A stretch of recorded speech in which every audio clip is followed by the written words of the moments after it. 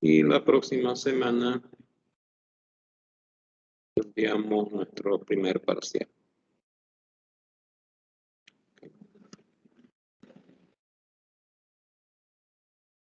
Entonces, próxima semana la primer parcial.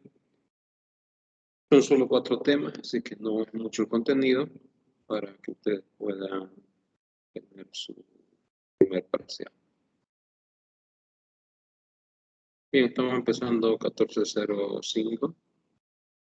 15 minutos de tolerancia para que se una a clase, luego cerramos clase y sacamos lista de asistencia.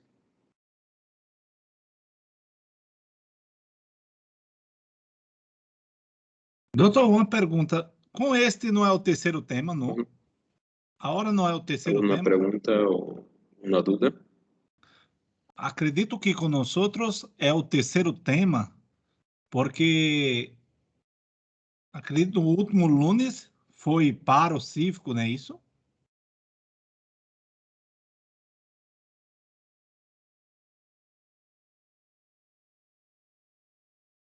Bien, si no hay dudas, iniciamos entonces lo que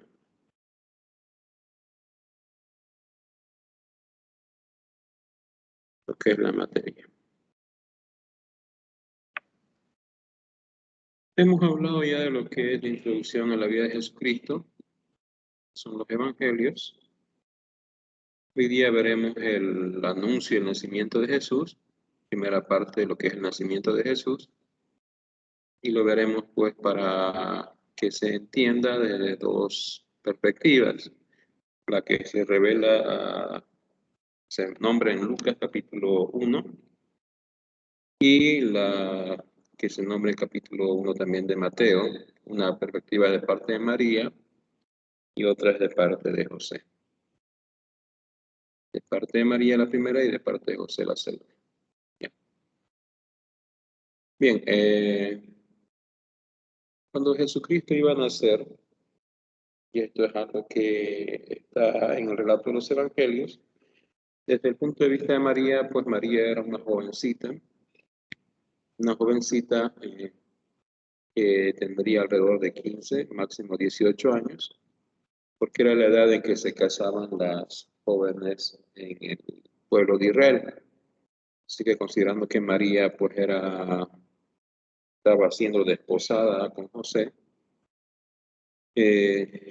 la primera perspectiva que se nos presenta en Lucas es la del punto de vista de lo que a ella le sucede y el anuncio que le llega a ella sobre el nacimiento de Jesús.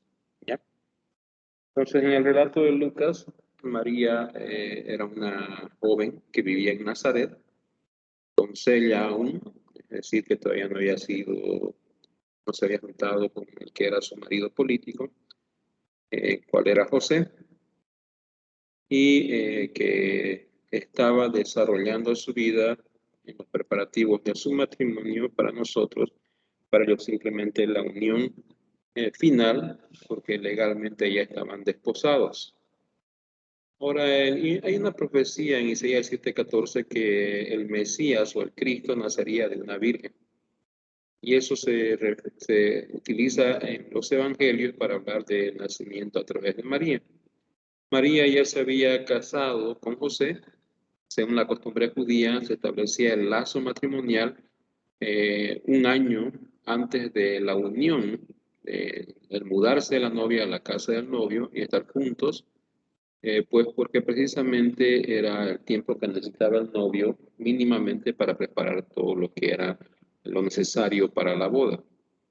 En ese periodo de tiempo entre vamos a llamarlo compromiso, aunque es el matrimonio legal de María con José, y el momento de la festividad y la mudanza de la novia de la casa de sus padres a la casa donde estaría con su esposo legal para consumar el matrimonio, pues sucede que un ángel llamado Gabriel, que es el único ángel que se nombra en la Biblia, los demás son de otro título, el arcángel Miguel o Lucifer, el querubín, pues son los otros 2 nombrados en la Biblia.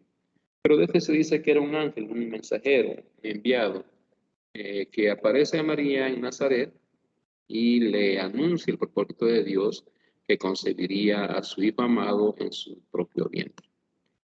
Entonces María, sin intervención de un varón, tendría que quedar embarazada. Por eso el niño del que iba a nacer de ella, pues sería llamado Hijo de Dios. Entonces el compromiso a adquirir de parte de María, pues es sumamente peligroso. Ella, al aceptar el desafío de Dios, pone en riesgo su vida, porque la sociedad de ese tiempo, pues al ver a una muchacha que había sido o había contraído nupcias de manera legal, si ella se hallaba que en ese tiempo cometía adulterio, pues directamente la pena era la pena de muerte, la pena de muerte. Entonces, María, ya al momento de aceptar lo que es el anuncio del nacimiento de Jesús y ceder, brindarse para ser la madre del Salvador de Cristo, pues se pone en peligro de muerte, porque tendría que ser acusada sí o sí por parte de José en primer lugar y de la sociedad. Y si José pues accedía a hacer un juicio contra María, podría llevarla inclusive a ser apedreada por adúltera, ya que el niño no sería de José. Entonces, ese es el primer llamativo encuentro entre María y el ángel Gabriel, y se ve la aceptación que tiene y la disponibilidad que tiene María de llevar al niño en su vientre, aunque pues sabe bien el riesgo al que se va a exponer. Entonces, no solamente era la ruptura del próximo casamiento, porque ese era un riesgo que sí o sí también podía correr María, que José decidiera no casarse mínimamente, era lo que se esperaba, pero María prefirió hacer pues lo que era el llamado de parte de Dios, la voluntad de Dios indicada a través del ángel, y eso precisamente es lo que es algo insuperable en la visión que se nos muestra de cómo María acepta ser la madre de Jesús, de el Mesías, durante el anuncio que hace el ángel. Aparentemente no hay ningún momento en que ella dudara o tuviera algún temor de que lo que estuviera haciendo pues era lo correcto y que era necesario que ella tomara dicho riesgo con tal de hacerse la voluntad de Dios. Entonces se ve que era una mujer con suficiente criterio, a pesar de ser joven, como para poder aceptar dicho riesgo, evaluarlo correctamente. Y la única, quizás, duda que podríamos afirmar que ella pudo haber manifestado, pues fue que decidió ir a comprobar lo que el ángel le había dicho, como prueba de que ella iba a quedar embarazada. El ángel le anunció que su prima, Elizabeth, que vivía en Jerusalén, pues ya estaba embarazada a pesar de tener una edad bastante avanzada y que antes se la consideraba estéril. Ese es el otro nacimiento que ocurre en ese tiempo, pues Juan el Bautista nace de la prima de María y se le da como señal a María de que todo va a acontecer como le dijo el ángel, de que ella quedaría embarazada sin intervención de varón, pues con la prueba de que la prima de María, Elizabeth, estaría a punto ya de dar un niño a luz. Entonces, nada imposible para Dios, una de las frases que da el ángel a María para poder confirmar lo que se le estaba pidiendo que hiciera. Entonces, María lo que hace es ir a ver a su parienta, Elizabeth, que estaba de 6 meses de embarazo, y quedarse con ella hasta que el niño de Elizabeth naciera. Entonces, una vez nace el niño de Elizabeth, María volverá otra vez de Jerusalén a Nazaret, donde ella vivía. Nazaret queda en la parte superior de Israel. Si recuerdan el mapa que les mostré en las primeras 2 clases, pues la parte de Galilea es donde vivía María y Elizabeth vivía en la parte de Judea, en la parte inferior del mapa. Entonces ahí se queda por 3 meses hasta que nace el niño, con lo que al volver otra vez a Belén, pues estaría entrando a su 4º mes María, y el embarazo ya no sería pues a lo que se pudiera ocultar. Entonces, ¿qué es lo que sucedió con José? El complemento del relato que tiene el anuncio del nacimiento de Jesús a María, pues tiene su respaldo, podríamos decir, o su contraparte en Mateo, donde pues José, al que desde el principio se le llama hombre justo, pues recibe también el encargo de parte de un ángel, pero de manera diferente. Seguramente José, al ver a María después de 4 meses y embarazada, tuvo las mismas dudas que cualquiera tuviera cuando una mujer que debía ser su esposa o que legalmente era su esposa, pues apareciera embarazada y él nunca la hubiera tocado. Así que el problema de eso, pues era que empezó a haber habladuría seguramente entre el pueblo.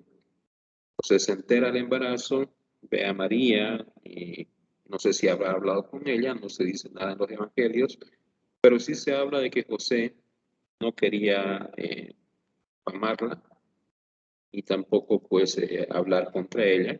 Infamar, por si acaso, tiene que ver con acusarla. En el relato del Mateo dice que José podía acusarla, infamarla, hablar de ella ante el tribunal del pueblo para que sea juzgada por adúltera. Entonces podía hacer lo que sería el repudio, rompiendo el matrimonio, y si él quería pues simplemente exigir que se castigara con la pena mayor a María, siendo el testigo central él del embarazo que podía haberse atribuido a José, como también podía haberse atribuido pues a otros si José hubiera acusado a María de adúltera, pues la pena máxima del adulterio era el apedreamiento. Entonces se dice que José estaba meditando en eso y pensaba dejar a María secretamente. Es decir, iba a abandonar, iba a separarse de ella sin llevarla ante juicio y sin repudiarla públicamente. ¿Por qué estaba queriendo hacer eso José? Pues aparentemente tiene un gran cariño hacia María, y siendo justo, pues él no quería que se matase a María.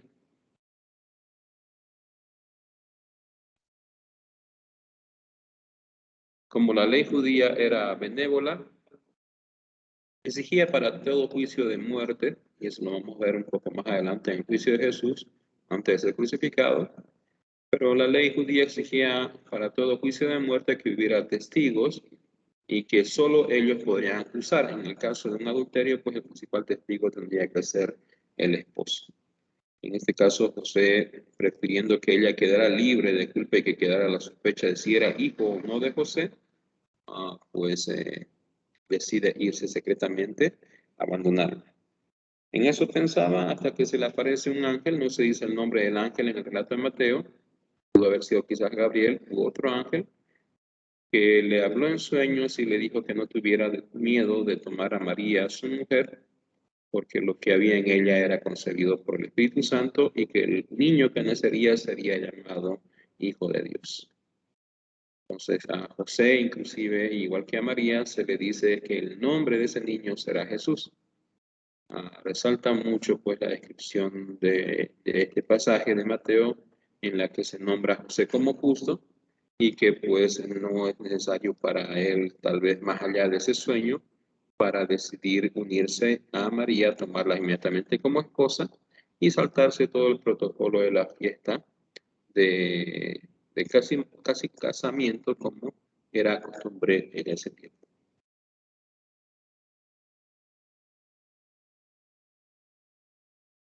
Ahora, ¿por qué era tan importante la fiesta de casamiento? Pues porque era una festividad que se esperaba, que se anunciaba durante todo un año, hasta que aparecía el novio más o menos en la fecha que habían quedado de acuerdo por el matrimonio con los padres de la novia, a recoger a su esposa, la llevaba a su casa, tenía para eso que tener una casa donde llevarla, no podía llevarla a la casa de sus padres, tenía que ser su propio territorio, su propia casa, su herencia, es decir, tendría que haber levantado una casa donde se celebraba la fiesta, y esta fiesta duraba alrededor de 7 días, de que era harta la inversión para casarse. Inclusive todo lo que se consumiera esos días, que se invitaba a todas las personas del pueblo y algunas personalidades de los pueblos vecinos, pues esos 7 días lo que se comía y lo que se bebía corría por parte del novio. De tal manera pues que era un gasto que se realizaba pues de parte del novio hacia lo que era precisamente la prevención de ese momento de matrimonio. También se acostumbraba en ese tiempo que el novio pues a veces ofreciera regalos a los invitados, como vestirlos. Otras veces pues se esperaba que, y lo normal era que como costumbre oriental, que se dé una dote, un regalo a los padres de la novia como recompensa o eh, compensación por la pérdida de la hija, lo cual también tenía que salir del bolsillo del novio. Y por último, luego de celebrada la ceremonia de 7 días, pues se le prohibía por ley al novio que saliera fuera de la casa, que se fuera a trabajar inclusive, o que estuviera haciendo guerra o a cualquier otra actividad fuera del hogar que lo pusiera en peligro, porque ese año debía descansar de cualquier actividad y dedicarse a estar en casa con su esposa. Entonces, precisamente todo el gasto de ese año debía tenerlo el novio acumulado, guardado para poder disfrutar de ello y no tener que hacer ningún gasto extra fuera de ese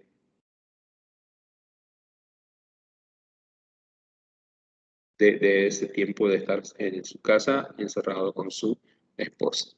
Así que era un tiempo de conocerse. El noviazgo como cortejamiento, como nosotros conocemos, pues se realizaba una vez se hubiera unido en la casa y se conocieran mejor durante ese año, pues los contrayentes, el novio y la novia o los esposos.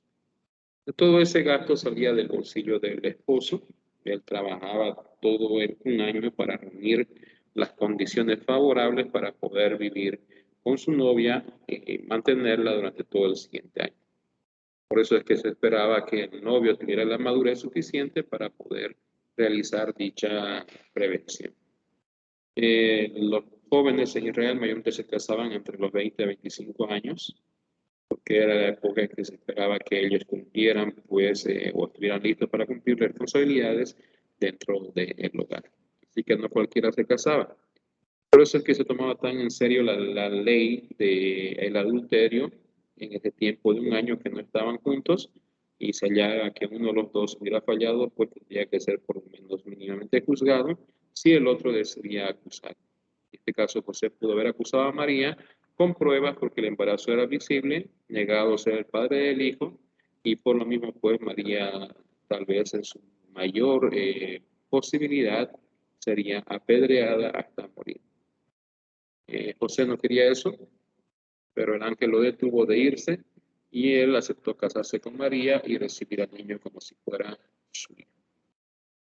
Cuando el ángel aparece, pues le da el nombre a José del niño. El niño se llama Jesús, se llamará Jesús, y le anuncia que porque él salvará a su pueblo de su pecado. Por eso Jesucristo o Jesús significa Salvador. Jesús el Cristo es en sí el nombre más el título. Cristo es Mesías o también se puede decir ungido. Entonces, en el caso del Jesús, que es el nombre, significa Dios salva o el Salvador, y se le impide a José que nombrara a su primogénito, al que estaba prohijando, adoptando, y se le dicta pues precisamente que él elija o le ponga automáticamente el nombre de Jesús. ¿Cómo era la costumbre de poner el nombre? Pues el pequeño evento del nombre sucedía al momento en que el niño nacía. Era una pequeña ceremonia donde se reunían las dos familias esperando que sucediera el parto detrás de una habitación paralela donde se llevaba la labor de parto. Cuando el niño nacía, al padre se le invitaba a entrar, se le daba el niño en los brazos, él lo ponía junto a la madre y se le preguntaba a la madre qué nombre le iba a poner. la madre como ceremonia le entregaba de nuevo el niño al padre y éste decidía, es decir, la madre le cedía el derecho de decidir el nombre de su hijo, de su primogénito, el primer hijo. El padre normalmente salía a la siguiente habitación y mostraba a todos a su niño y decía, él se va a llamar, y elegía un nombre de los antiguos de su familia, tal vez un familiar anterior, pues que haya tenido un significado para él, era elegido, de tal manera que quedaba dentro de la propia familia el nombre asignado para que pudiera ser nombrado el niño de esa manera. Entonces, ese era un momento de orgullo porque de mi propia familia elegía yo el nombre, por así decirlo, de quién sería el primer hijo, y declaraba con eso pues que era de mi familia, era de mi sangre y era pues algo que a mí me honraba. O sea, al darle nombre a José, poner que le ponga el nombre de Jesús, esa ceremonia quedó a un lado. ¿Ya? Entonces,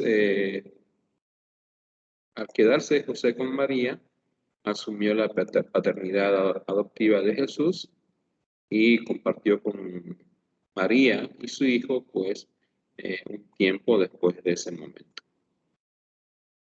Entonces, el ángel le dice, o dice en Mateo 1:23, que una virgen concebiría y daría a luz un hijo, y se llamaría su nombre Manuel, que significa Dios con nosotros, pero añade que el nombre del niño será Jesús, que es Dios salvo. Entonces, el nacimiento de Jesús de una virgen, de una mujer doncella, es una doctrina en la Biblia, doctrina también cristiana, pues el nacimiento de ese niño tuvo que haber sido obra del Espíritu Santo, por lo que Jesucristo quedaría libre de pecado, pero totalmente humano como para poder decidir en cualquier evento o momento de su vida, pues qué camino seguir, si el de la obediencia o el de su propia voluntad. Entonces, precisamente al ser hijo de, según la profecía de una mujer virgen, pues confirmaba todos los eventos de su vida como el Cristo o el Mesías. Bien. Ese es el anuncio que se da. Entonces, tanto José y María se ven envueltos en una forma de, como que los eventos los absorben y se ven forzados a criar a un hijo, y todo lo que antes habían pensado quizás para su vida, pues se ve transformado. Al punto tal de que cuando se llama al censo a los hijos de Israel de parte de Roma, pues José debería haber ido a censar a su familia en la tierra de sus antepasados, en Belén, y María haberse quedado porque estaba en ya los últimos días de su embarazo. Pero aparentemente pues ellos dos quedan como aislados de sus familias porque María decide ir con José, no quedarse porque aparentemente nadie la está cuidando, y prefiere correr el riesgo que al final se cumple, pues, porque llegando a Belén desde Nazaret, vienen los dolores de parto y el niño nacerá en Belén. Aunque esto no está fuera del propósito de Dios, porque también se cumple una profecía de Miqueas que el niño nacería en Belén de Judea.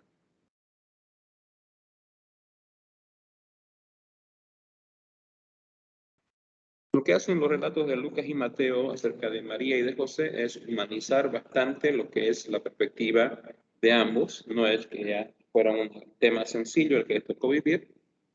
María, sobre todo, es siempre vista, o era vista seguramente por sus familiares, como una mujer que se había tomado ciertas libertades, que había caído en adulterio, y José, pues, como mínimamente como un hombre demasiado enamorado, que actuó tontamente recibiendo una mujer con el hijo de otro en su vientre. Entonces, aunque ellos pudieran decir que el ángel les había anunciado, pues difícilmente alguien les creería esa versión. Así que Jesucristo pues nace bajo una idea de parte del pueblo judío que lo acompañará todo su ministerio, la idea de que es hijo de una situación vergonzosa. Por lo menos son 3 veces que en los evangelios se nombra que los judíos hacían una cierta burla de Jesús por su origen, porque encontraban pues que había sido el embarazo antes de que se unieran formalmente José con María. Bien, bueno, no sé si hay una pregunta o duda hasta aquí. Era un tema bastante corto para el día de hoy.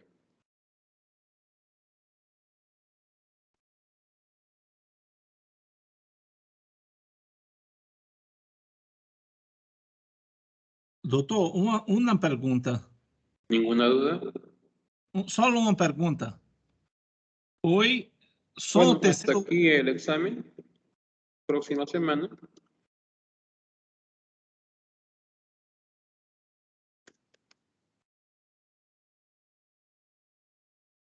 La fecha es 18 de marzo.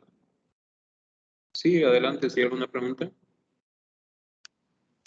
Doutor, com esse tema, são 3 temas, não é Todo lo isso? avanzado. São 3 temas, não é isso? Las diapositivas están en la parte de archivos. Reinaldo, ¿alguna consulta o pregunta? Queria perguntar, são 3 temas no caso, não é isso? Porque em passado Solo foi paro tendremos cívico, não é este isso? examen parcial Sim. y no tenemos más exámenes cortos. Nuestro examen parcial va a ser sobre, quitamos el otro día cuántos puntos en el examen corto. 7 puntos ya son de culto, queda un punto más por asistir. Y el examen corto pues que dimos la anterior semana era sobre 4 puntos, así que nuestro examen el día de hoy será sobre 14 puntos. 14 puntos. ¿Okay? Vamos a darlo anotado aquí en la parte del chat.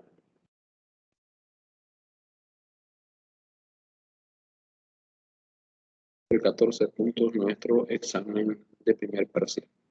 Hay una mano levantada, Reinaldo, no sé si tiene alguna pregunta o duda.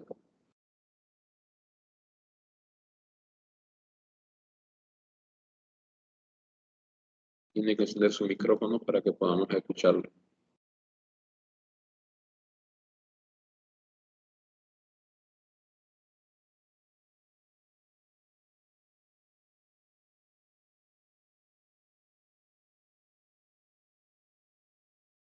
Ok, entonces es tal vez la duda sobre el examen, ¿no?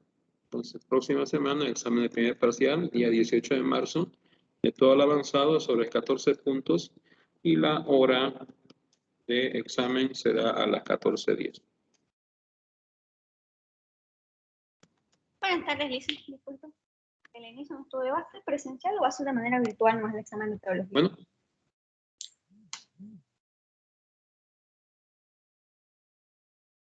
¿Alguna pregunta o duda para cerrar la reunión? Está bien, Lice.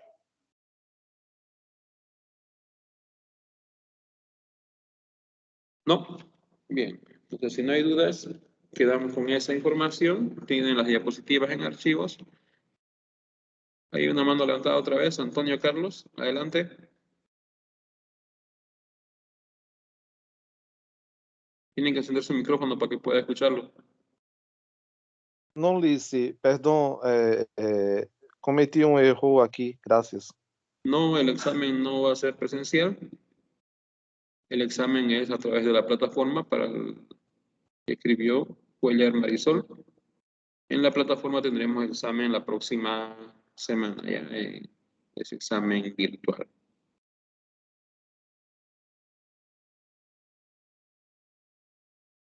Bien, espero que no haya más dudas. Entonces nos vemos la próxima semana. Muchas gracias y espero que les vaya bien en todo. Gracias, jóvenes. Hasta la próxima semana.